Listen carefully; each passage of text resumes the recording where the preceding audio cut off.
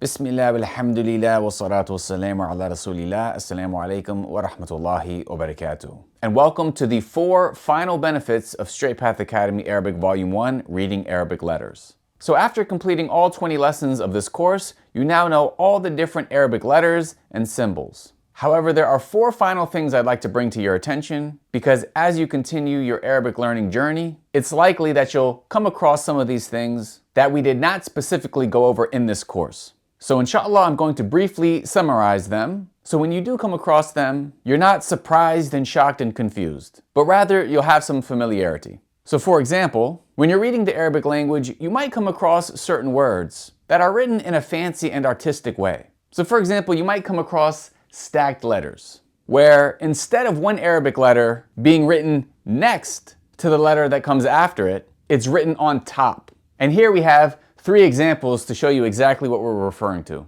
This is the word Yahya, the name of Prophet Yahya alayhi salam. And the way it's written here, we can clearly see 4 different letters that we learned. We have the letter Ya with a fatha, we have the letter Ha with a sukoon, then we see another Ya with a fatha, and at the end we see an alif maqsura with a dagger alif above. So clearly there are 4 different letters written next to each other. However, if we take a look below, we also see the word Yahya. However, it's written differently. In both versions, the letter Ya and Ha are colored red. So we can see that the way it's written here, the Ya is stacked on top of the Ha. So rather than bringing that line here to connect to the Ha, it was written above on top. But as we learned, the letter Ya is the only Arabic letter that has 2 dots beneath. So specifically seeing those 2 dots helps us realize that there is a Ya. So those 2 dots combined with this line above represent the Ya that we can see clearly here. And then also there is the fatha above it. And that is stacked on the letter Ha, which we can see here. And above the Ha is a sukoon. If we look at the next example, we see the word al-haqqu, meaning the truth. And again, for this version on top, we can clearly see 1, 2, 3, 4 letters written side by side. However, if we focus on the red letters, which consist of the letter Lam and Ha, in the version beneath, we see the Lam is stacked on top of the Ha. So here we see a straight line, which represents the straight line of the Lam. Above it is a sukoon. And this is stacked on top of the letter Ha, which we see written here with a fatha. And here is the fatha. So both of these say the same thing. However, in the bottom version, the Lam is stacked on top of the Ha. And then finally, if we go to the third example, if we look at these 2 red letters, we can clearly see a Noon with a Dhamma written next to a Kha with a sukoon. However, in the bottom version, the Noon is stacked on top of the Kha. So this shape here is similar to this shape here. However, what differentiates them from one another are the dots. So for example here, there were 2 dots beneath, meaning the letter stacked on top was the letter Ya. But here we see 1 dot above, which lets us know this is the letter Noon. And above the Noon we see a Dhamma. And as for the next letter, here, there's no dot, meaning it's the letter Ha, whereas here there's 1 dot above, meaning it's the letter Kha. And above it here, we see a sukoon. And that's just a brief introduction to stacked letters. Therefore, in the future, when you come across it while you're trying to read, you have an idea regarding what's going on. And inshallah, it's just going to take a bit of practice before reading stacked letters is second nature. The second final extra benefit we'd like to discuss is in regards to Arabic handwriting. When Arabic letters are written by hand, they may differ slightly compared to how they're printed in books. And this is similar to the English alphabet. For example, the letter A is often printed in books like this. However, when handwritten, it often looks like this. Likewise, the letter G is often printed in books like this. However, when handwritten, it will typically appear looking like this. And there's 2 main reasons these differences are important to know. Firstly, if you have a teacher, for example, who's writing on the board, in order for you to understand which letters they're writing, you need to know that this is the handwritten version of the letter A, and this is the handwritten version of the letter G. And secondly, if you're going to be writing yourself, it's going to be much easier and faster to write the handwritten versions of these letters. And the exact same thing is true when it comes to handwriting in Arabic. This top row shows examples of some Arabic letters regarding how they typically appear when printed in books, while the row underneath shows how those exact same letters appear when written by hand. For example, the letter ta clearly has two distinct dots written above. However, the handwritten version has just one straight bar. The same thing is true for the letter qaf. Those two dots above turn into a straight bar. If we look at the letter sin, that W shape is written just as a straight line across. And the same is true for the letter shin, except those three dots are all connected as one single line. So as you can see, these are somewhat minor differences, but it's important that you're introduced to this in case you ever come across somebody's Arabic handwriting, or if you plan on doing a significant amount of handwriting in Arabic yourself. Let's take this word for example, istishraq. Here at the top we see the printed version, and beneath we see the handwritten version. You can compare how the letter sin is written as a straight line instead of having that W shape.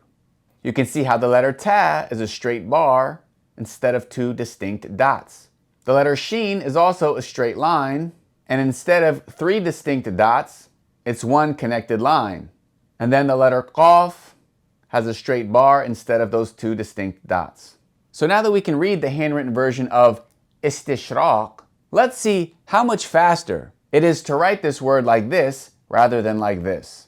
On your mark, get set, go.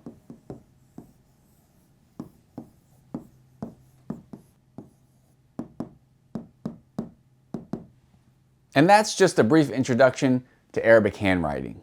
The third extra final benefit we like to mention is that many Arabic books have no Harakaat. And this is because as you progress in your knowledge of the Arabic language, you will no longer need the Harakaat to be written because you'll instinctively know where they belong. So for example, what we see here is the book Tafsir Ibn Kathir, which is an Arabic explanation of the Qur'an. And if you look closely, you might notice that there are no Harakaat. But if we just take a look at this word here, I'll show you why it's not always necessary to write all the Harakaat. Considering that this page is an explanation of the first surah of the Qur'an, Surah Al-Fatiha, if you look closely at this word and try to sound it out, you may recognize that this is in fact the word Al-Fatiha. And because you already know the word Al-Fatiha, you know where all the Harakaat are supposed to go, even if it's not written. So let's try writing the Harakaat ourselves for Al-Fatiha. Over the lam, we'll write a sukoon, because there's no vowel sound coming directly after it. Over the fa, we'll write a fatha, fa. Under the ta, we'll write a kesra, t. And over the ha, we'll write a fatha, ha. Al-Fatiha. So for a beginner, it's of course extremely helpful and perhaps even necessary to write the Harakaat. Eventually, as you progress in your studies, those Harakaat will no longer be necessary because you'll instinctively know where they're supposed to go. And nowadays online, sometimes they'll give you the option of reading something with or without the Harakaat. So for example, if we push this button here, the Harakaat appear. And if we push it again, they disappear. And you might wonder, well, why would somebody want to read without the Harakaat? Well, for one, it's typically much easier on the eyes. Compare reading through this with reading through this. It can perhaps be much more strenuous on somebody's eyes with all of the Harakaat written. And also for the one writing something, it can be a lot more work to try to add every single Harakah.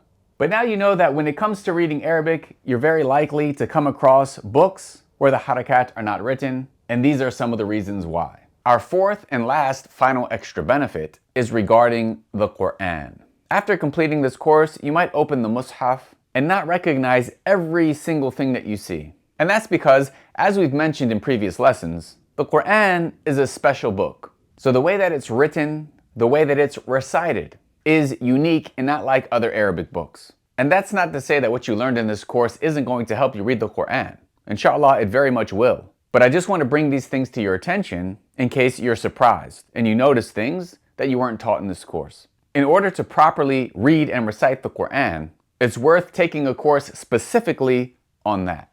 Whereas this is a more general Arabic series to help you read and understand the language. Now, just to give an example regarding how the Qur'an is typically written a bit different compared to other Arabic books, we can take a look at this Arabic text. This is an Arabic book that contains portions of the Qur'an. And when the Qur'an is written, it will be in between these special brackets. So any text written outside of these brackets will coincide with the letters and symbols we learned in this course. However, anything written inside of brackets like these are typically going to match the way that the Qur'an is written in the Mus'haf. So one simple example that we've learned is regarding the sukoon. Throughout this book, the sukoon looks like this. However, inside these brackets, when it's an ayah from the Qur'an, we'll often see it like this. When it comes to tanween dhamma, outside of the Qur'an, we'll often see it written like this. However, in the Qur'an, we'll often see it written like this, or sometimes even like this. And there are other things that you may notice are written in the Qur'an to indicate certain things regarding its recitation that you will not find outside of the Qur'an. But again, that's because the Qur'an is a special, unique book.